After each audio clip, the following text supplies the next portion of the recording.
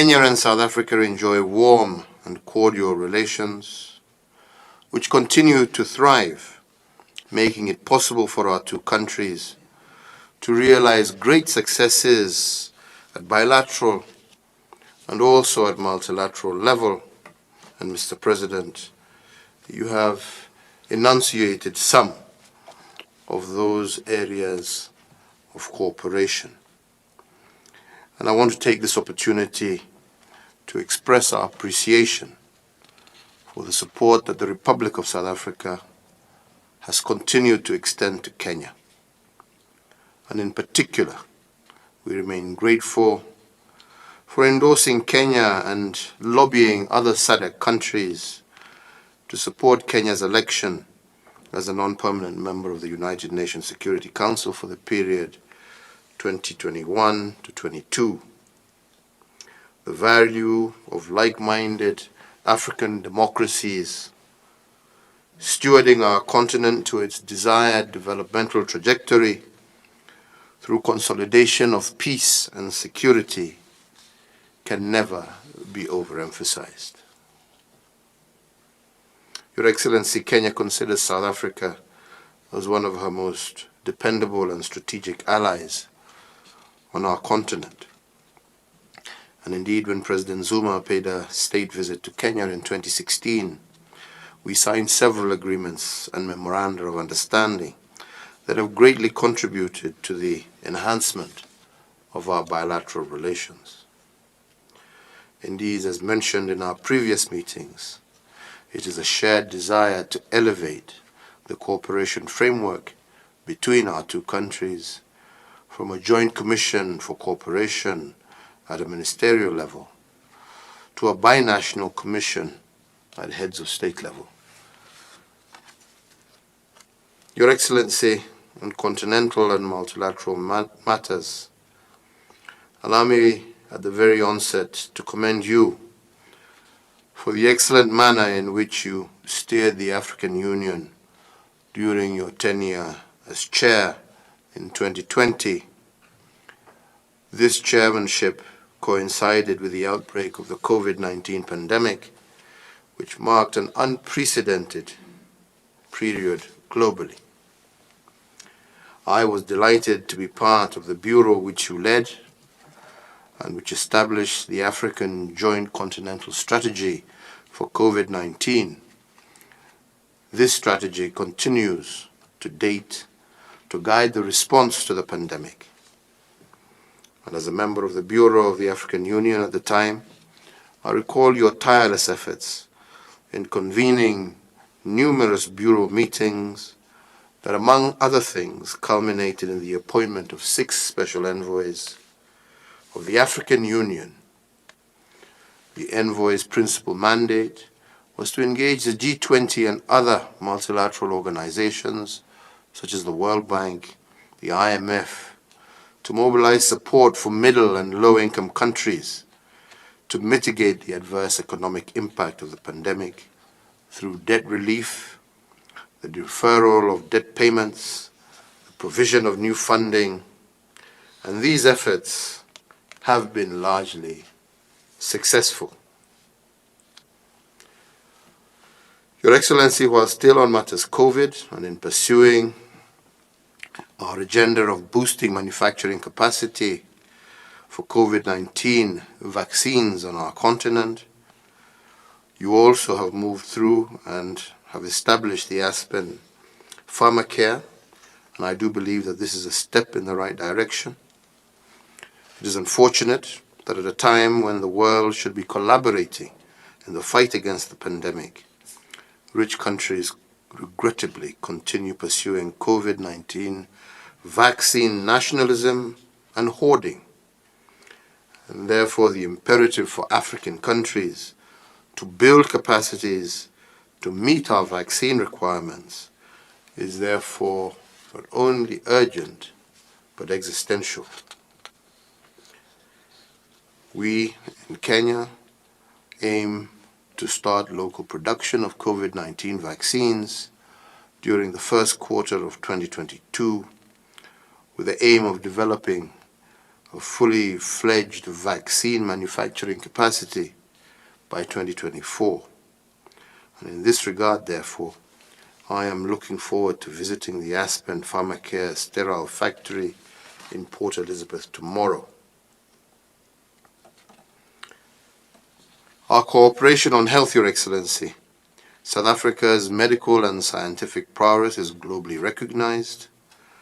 The provision of universal health care is a top priority for my administration, and we therefore look forward to engaging with South Africa on matters health, to draw on best practices and to develop mutually beneficial and synergetic linkages.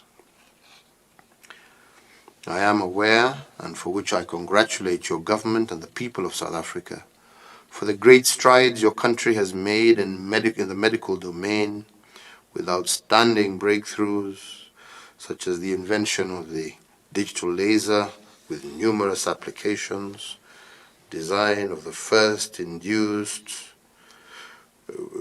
pluripotent stem cells in Africa, amongst many other things, including pioneering surgical procedures using 3D printed middle ear bones that was developed by one of your local professors, Mashudu Tishifaru, at the University of Pretoria.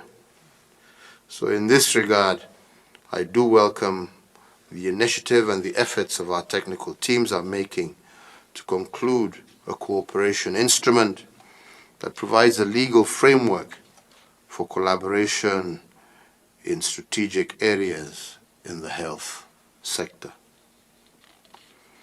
Your Excellency, trade and investment remains one of the strongest pillars of our relations, and South Africa is one of our leading trading partners in sub-Saharan Africa. You have mentioned, and correctly so, that we need to work together to improve the trade imbalance between our two countries. And just to cite as an example, in 2020, Kenya's exports to South Africa were approximately $33 million, while Kenya's imports from South Africa were around 430 million. So we need to see this not only balance out, but also increase in volume. With respect to investment, South Africa is a major source of foreign direct investment in Kenya. And indeed, during the period 2006 to 2019, South African investment in Kenya has risen sharply from some $2.2 billion to some $3.1 billion currently. On our part, investment in South Africa has been rather minimal, and we would like to also see this increase. So, Your Excellency, this is a position that Kenya is working with South Africa is keen to change. Our increasing manufacturing capacity and innovation can substantially drive the increase of Kenyan exports into your country, and we are confident that we have a wide range of products that will be beneficial to South Africa. Indeed, as you have just mentioned, we need to address ourselves to the big question, and that is, what is hindering trade and investment between our two countries, and what is it that we need to do to increase both trade and investment between our two countries. And here, Your Excellency, I would request that we not only task our trade ministers to meet within the next 3 months to resolve all these non-tariff barriers and other constraints that affect trade between our two countries. Further, noting that trade between our two countries is currently hugely in favor of South Africa, we should agree to task technical teams to propose measures that our two countries could adopt to address the trade imbalance. I am sure Your Excellency will agree with me that there are a number of areas where Kenya has a comparative advantage, and these are areas that we would like to see an increase in volumes of trade and also investment between our two countries.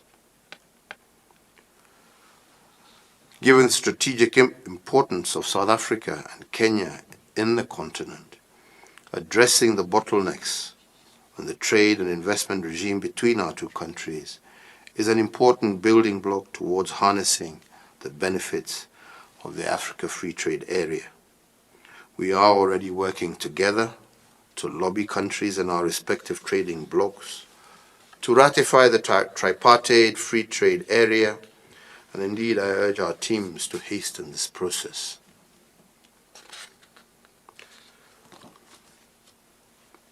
Your Excellency, I am encouraged by the ongoing interactions between our business communities and the interest expressed by South African companies, particularly in housing, financial services, and also the energy sectors in Kenya.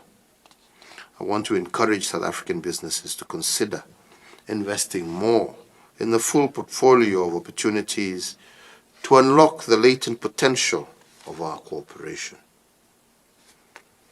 Your Excellency, our common prosperity goals at bilateral and multilateral levels, as envisioned in our Africa Agenda 2063 and the Africa Free Trade Area, will largely remain unrealized if the free movement of people and merchandise is not encouraged. So with this in mind, I would indeed appreciate the progress made so far towards the realization of reciprocal visa-free travel regimes between our two countries be looked at, for this will certainly act as a catalyst to boosting trade and investment between our two brotherly countries for the mutual benefit of our people. With regard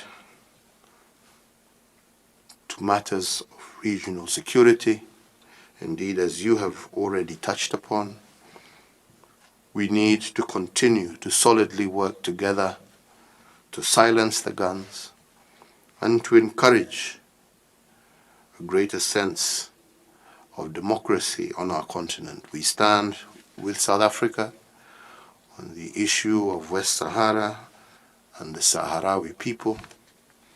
We commend the government of Sudan for beginning the process of reinstating the civilian government, and we encourage our brothers in Ethiopia